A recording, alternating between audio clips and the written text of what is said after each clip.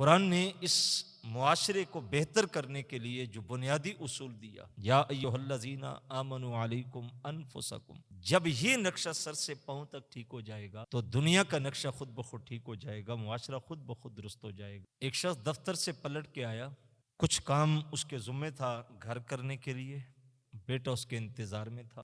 اس نے چاہا کہ میں بیٹے کو کسی کام لگا دوں اور خود میں اپنا کام کر لوں۔ اس نے کاغذ لیا، اس کے اوپر ٹیڑھی میڑھی لکیریں کھینچی، مختلف ملکوں کے نام لکھے اور پھر اس کاغذ کو کئی حصوں میں پھاڑ کے بیٹے کو دے کے کہا، بیٹا یہ دنیا کا نقشہ بنایا تھا، جاؤ اپنے کمرے میں بیٹھ کے اس کو درست کر کے لاؤ۔ اسے یہ تھا کہ بچہ ہے، اس کو کیا پتا کہ دنیا کے نقشے میں کون سا ملک کہاں واقع ہے، جائے گا تو گھنٹوں لگ جائیں گے اور میں اتنی دیر میں اپنا کام کر لوں گا۔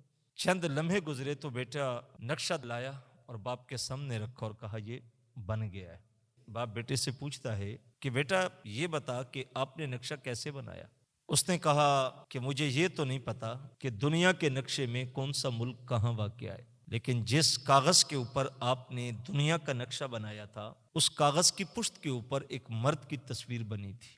دنیا کا نقشہ تو میں نہیں جانتا کون سا ملک کہاں واقع ہے، لیکن مرد کی تصویر کا مجھے پتا ہے۔ تو میں نے کاغذ کو الٹا کر کے رکھا اور اس پہ جو مرد کی تصویر تھی میں نے اس کو جوڑا۔ جب وہ تصویر درست ہو گئی تو دوسری طرف سے جو دنیا کا نقشہ بنا تھا وہ خود بخود ٹھیک ہو گیا۔ صاحب، جب یہ نقشہ سر سے پاؤں تک ٹھیک ہو جائے گا تو دنیا کا نقشہ خود بخود ٹھیک ہو جائے گا، معاشرہ خود بخود درست ہو جائے گا۔